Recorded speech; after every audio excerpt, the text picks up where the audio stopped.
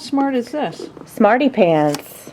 Hi, Gail. Hey, how you doing? There's 2 Smarty Pants in the room today. No, there's Gail. 3. There's 3. And the grinder. Well, the grinder's number 3. So you, me, and the grinder. So this is the Breville Smart Grinder. Yep. And you're going to kind of take me through its story. Yeah. Okay. Steel conical burr grinder. Okay. So it's got steel. And look at this is. I mean, they think of everything. This is nice and easy to get off. See the lid? And you can lock and unlock this, and the beans stay in. Okay? It's really nice because, like, removable hoppers, usually you got to pay a pretty penny to get that on your grinder, you know? Yeah, you got to get up into the $500-$600 range. Okay, yeah. So it's in, well, you know what? I'm going to show you something else, but I got to dump these beans out of here. So it's all like, uh-oh. Stop. We put the hopper back in. Oh, stop making all the noise. Okay, these burrs come out really easily. All you do is go like that. Usually there's no beans in there. Yeah. So, nice and top easy. and bottom. Look at the nice fine teeth on these. So, the original version had shims to make it go finer. Now, a long time ago, we told them that it didn't go fine enough for some of the stuff we were doing. Yeah. And so they came up with a shim kit, and you could install it.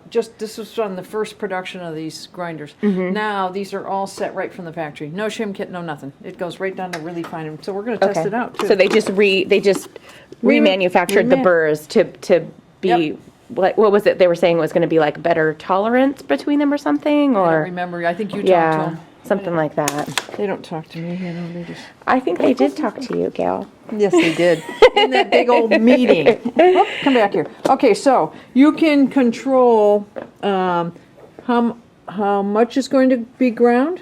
This is how much. Okay. And this dial on the right is how fine. Now we're going up to espresso. And then when you go down here, see, it turns to cup, see? Okay. That's Shot. cool. Cup, because this is more for filter or French press. Okay.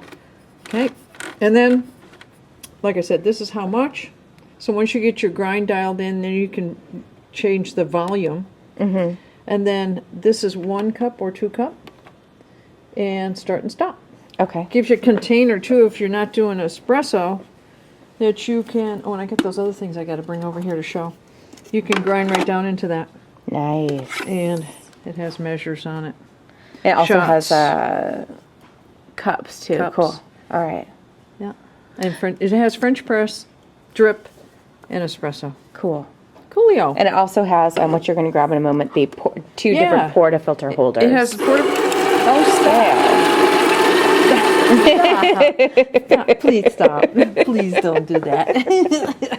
This just came out of the box and it's ready to rock, Gail. It's like, stop holding me back. It's chomping at the bit. I hit the button. As soon as you gave it one hint. When you put the portafilter in there, it makes it go. Yes. Obviously. Okay. And it's pretty coarse. Look at. Well, let's take a look at some consistency there. Here, let me put it in my. There. Not too bad. That's kind of down in the percolator filter drip pod area. Yeah, I mean it's more consistent than some and not as consistent as others. I would say it's somewhere in the middle. Okay, cool. I gotta clean up my mess now. All right, so you wanted to experiment with pulling shots with it.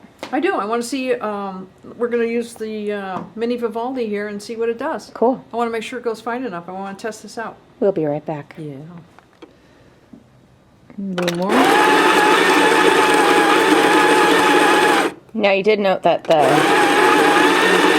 Spaziali's portafilter doesn't fit with the holders in there. Yeah, let's show the holders. So you have 2 different styles. Yeah, they go one for 58 and one for 53 millimeter. Oh, 50 to 54 and 58. And these fit up on here like this. And so your portafilter sits right on them. But you found the spouts are too long, yeah, so it didn't. So you didn't use that for it. Got it. Did not. Okay. Set that more than I'm going to get hot. Sitting on top of the Les Beziel, and all of a sudden you come back later and it's just a big blob of gray mush. It all melted. That wouldn't be good. No, but then you could maybe sculpt it into a new shape, Gail. Maybe you could re-sculpt it so that the portafilter would fit. I probably could. You're right. I'm sure there's lots of things. Okay, this is the finest this machine goes, and I'm doing just a typical tamp that I would do. So we're just gonna see what she does. If it's gonna choke it. Let's just get a little water going here. Okay. Okay, smart grinder. Glare, sun. What's with the sun? I'm not used to it, Cat. Boy, it looks about perfect for that.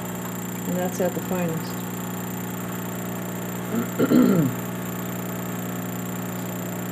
That looks pretty good. Mm-hmm. I didn't time it. I was going to time it. We're at about 25 seconds right now. I haven't programmed this either, so I'm going to shut this off. You want to try it? Sure. Sure. I haven't had any coffee today. Right? I did. A little bit.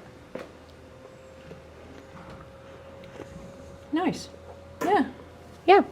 Okay.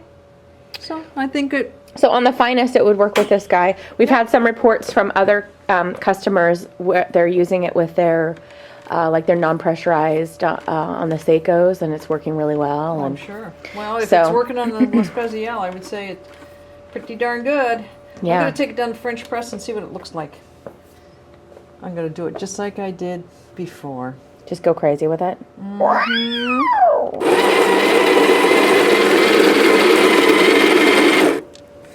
Show the folks. Yeah. Nice and coarse. Mm-hmm. Inconsistent, which is typical of coarse ground coffee. Yeah, but, you know, it's not too inconsistent. It's not road gravel. No, it's not as bad as some. I've seen a lot worse. Not bad. No. So, I like the smart grinder. Cool. So it comes with a little brush too, by the way. It was in the box. Yeah, to keep it clean, Gail. Yeah. Yep. Cool. All right. So that is the smart grinder with the souped up burrs. We pimped that ride. Yeah, no, they pimped it. They did. Yep. Thanks, Gail. You're welcome.